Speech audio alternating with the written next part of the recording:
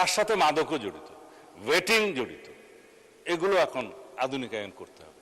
কিছুদিন যাবৎ আমরা সবাই লক্ষ্য করছি বাংলাদেশের সরকারের প্রধান, তার স্ত্রী, তার কন্যা, আমারও আছে, আমারও স্ত্রী পুত্র কন্যাকে দিয়েছে, অনেকেরই গুরুত্বপূর্ণ রাজনৈতিক ব্যক্তিত্ব এবং সমাজের গুরুত্বপূর্ণ ব্যক্তি তাদের পরিবারের সদস্যদের নিয়ে অথবা রাজনৈতিকভাবে প্রতিপক্ষ বিবেচনায় যে সমস্ত কন্টেন্ট সামাজিক যোগাযোগ মাধ্যমে ভার্চুয়াল মিডিয়ায় প্রকাশিত হচ্ছে স্বাধীনতার নামে এবং মত প্রকাশের স্বাধীনতার নামে, সেটা আসলেই মত প্রকাশের স্বাধীনতা কিনা সেটা পুনরায় সংজ্ঞায়িত করা দরকার।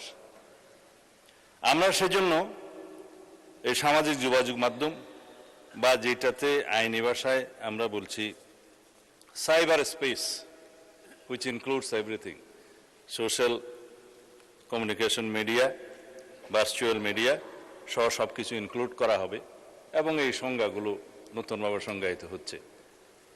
এবং আজকে সকালেই এই বিষয়ে আমি একটা আইনি সংস্কার করার জন্য ড্রাফটে হাত দিয়েছি। তা আমি জানতাম না আজকে এই কোয়েশ্চেনটা এখানে আসবে, এবং এটা মন্ত্রণালয় হিসেবে তথ্য মন্ত্রণালয়ের বিষয় যেহেতু কোরিলেটেড, আর এখানে সংসদের একটা বিধি মোতাবেক কেউ না থাকলে আমার জবাব দেওয়ার একটা বিধান আছে, সেই জন্য মাননীয় চিফ হুইপ একটা চিঠি আপনাদের দিয়ে রাখছে।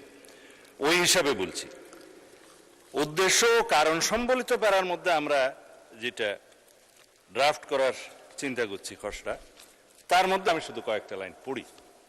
সাইবার স্পেসে গুজব, অপতথ্যের ক্রমবর্ধমান বিস্তার, কৃত্রিম বুদ্ধিমত্তা অর্থাৎ আর্টিফিশিয়াল ইন্টেলিজেন্স ব্যবহার করে বিভ্রান্তিকর, অপমানকর, বিরক্তিকর ও মানহানিকর কন্টেন্ট তৈরি এবং প্রচারের প্রবণতা, সামাজিক যোগাযোগ মাধ্যমে ক্ষতিকর কন্টেন্ট দ্রুত অপসারণের প্রয়োজনীয়তা এবং আন্তর্জাতিক প্রযুক্তি ফর্মসমূহের সাথে অধিকতর কার্যকর সমন্বয়ের জন্য সাইবার সুরক্ষা আইনের একটা সংশোধনী আনতে হবে। সেটা সাইবার সুরক্ষা আইন 2026 নামে আমরা অবহিত করব। এর কতিপয় বিধান সংশোধন আমরা করব।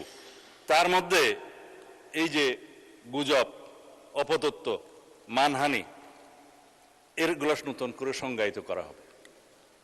এছাড়া সাইবার স্পেসে এরূপ কন্টেন্টের প্রকাশ, প্রচার প্রতিরোধের জন্য একটা নতুন ধারার শাস্তির বিধান এখানে আনা হবে। আবার আন্তর্জাতিক প্ল্যাটফর্ম, প্রযুক্তি প্ল্যাটফর্ম সমূহের সাথে কার্যকর সমন্বয় এবং সময় সীমাভিত্তিক কন্টেন্ট অপসারণ ব্যবস্থা নিশ্চিত করার জন্য আর একটা নতুন বিধি সংযোজন করা হবে। কারণ এখন আমরা রিকোয়েস্ট করি, হয়তো 6 মাস পরে সেটা অপসারণ করে নাও করতে পারে, সেই জন্য এটা আনা। আর এই যে রিপোর্টকৃত কন্টেন্টের অপসারণ প্রক্রিয়া অধিকতর কার্যকর এবং জবাবদিহিতামূলক করার জন্য সেখানে বিধান আনা হবে। এবং আইন শৃঙ্খলা রক্ষাকারী বাহিনীর পাশাপাশি সরকারের নিকট থেকে ক্ষমতাপ্রাপ্ত অন্যান্য সংস্থাকেও আমরা এবং বাহিনীকেও এই সমস্ত তথ্য উপাত্ত অপসারণ, ব্লক এবং স্থানান্তর করবার জন্য আমরা ব্যবস্থা রাখব। সেখানে আমরা অনেক অথরিটি আছে, জাতীয় সাইবার সুরক্ষা আইনের মহাপরিচালক আছে, প্রযোজ্য ক্ষেত্রে বিটিআরসি আছে, তাদেরকে আমরা এই ক্ষমতা দিতে পারি।